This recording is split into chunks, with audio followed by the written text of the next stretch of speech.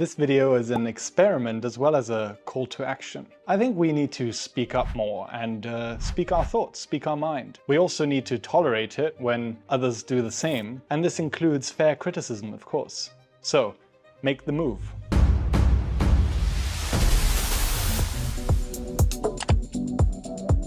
JD Vance's speech in Munich last week at the Munich Security Conference did leave a ripple effect across Europe. And a lot of discussions that I was in with family and friends, but also I read online, there were mixed reactions. And I wanted to give my own perspective on this topic from somebody who's thought a lot about Germany, Europe, the future of Europe. I also made a video about the future of Europe recently. You can check it out by clicking the link in the description. And what I've been thinking about a lot is this notion of the elite. This came up when we were seeing the news coming out of Davos in January, and it's this notion that has been a general aftertaste of the Trump victory in the US. People speaking in Davos, speaking at the Munich Security Conference, attending these events, they are part of the so-called elite. And I think that there has been a disconnect between this elite and the silent majority. With the silent majority gaining the upper hand, most recently we've been able to witness that with the US election. There's a very nice German word that fits very well in this context. I'm going to be mentioning a couple of German words in the course of this video. So the first one that I find very fitting for this is the term Wohlstandsverwahrlosung, and it means being completely numbed by the wealth that you have gotten. This becomes apparent by the silent majority accepting a lot of things for a very long time, accepting high social benefits, more emphasis on things that are maybe not life and death matters, like changing language, thinking about bottle caps. A lot of these things the silent majority has accepted. As long as the economy is doing well, everyone does not want to be interrupted in their day. This is what most people want. Most people just want to live their life and not be disturbed by anyone and just mind their own business. So by being numbed by the amount of economic wealth created, a disconnect where the elites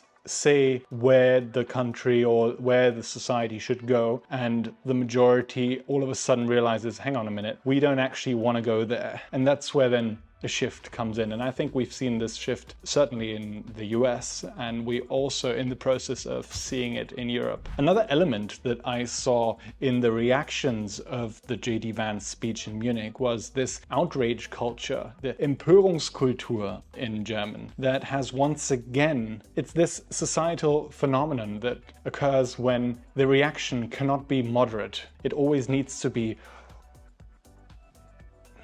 like that. I'm actually surprised that people were so surprised by JD Vance's comments, because this is the same that we've been hearing for a long time. And so I'm not shocked by any of his remarks, because this has been said in the US for many months now, and it's only a natural consequence that the message from the White House is delivered to the Europeans. It's interesting actually that there was this outrage about an American commenting on European affairs and saying, how can an American be meddling in European democracy? How that is undemocratic. While during the US election year, there were countless interferences of European leaders making comments about which way the election should go, what US president Europe needs, as if it was up to them. So I think it's only fair that somebody from the winning team comes over to Europe and does a bit of a backhand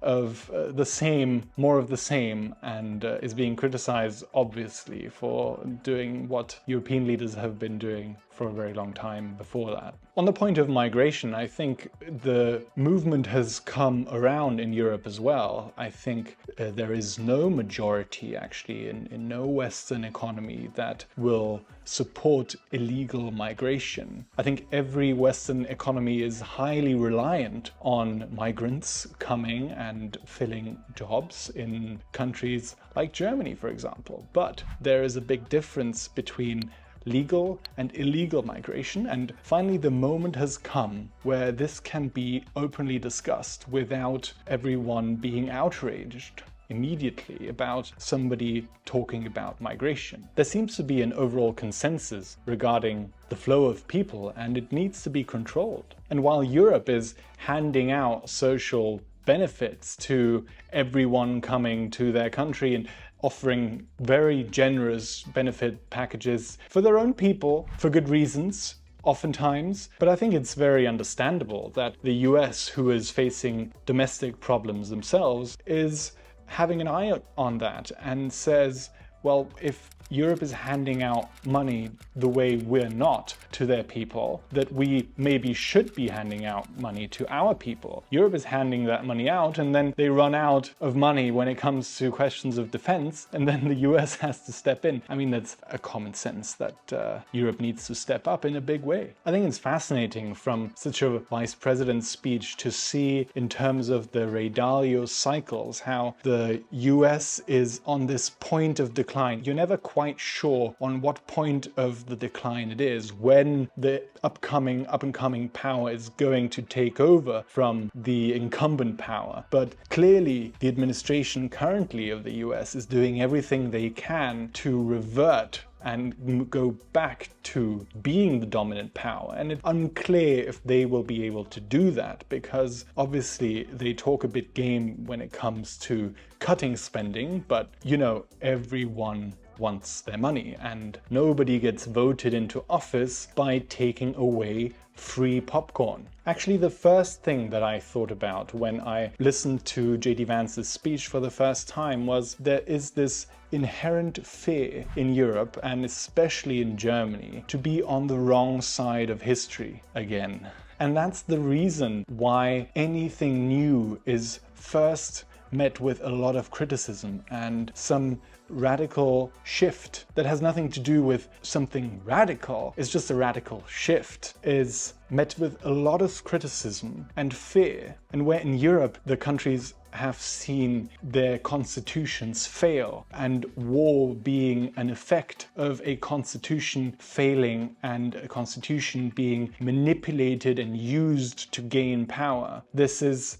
something that the US has no experience with. And the US has a lot of faith in their constitution, and it is this communication breakdown between those factors, I believe, that a vice president from the US will say in Germany, the constitution is strong enough to handle a little bit of shift, even if that shift is maybe more radical than past shifts, perhaps. And I think society and societal discord could benefit from maybe cutting back on this Empörungskultur, on this outrage culture, and maybe reach across the Atlantic and take the new administration's hand and say, yes, let's work on all of these challenges that we are facing together. And let's make something great from this opportunity. Look forward, not backwards. Let's make the move and have vision. I think what America has now and what Europe lacks is this clear vision of somebody saying, and then also winning a vote, clear message from the voters that they want this vision to be implemented. So in Europe, there is no such thing. And that's why I think that Europe was a little bit startled by this clear vision from the White House and this hand that reaches across the Atlantic, where you're maybe not sure, is it a pointing finger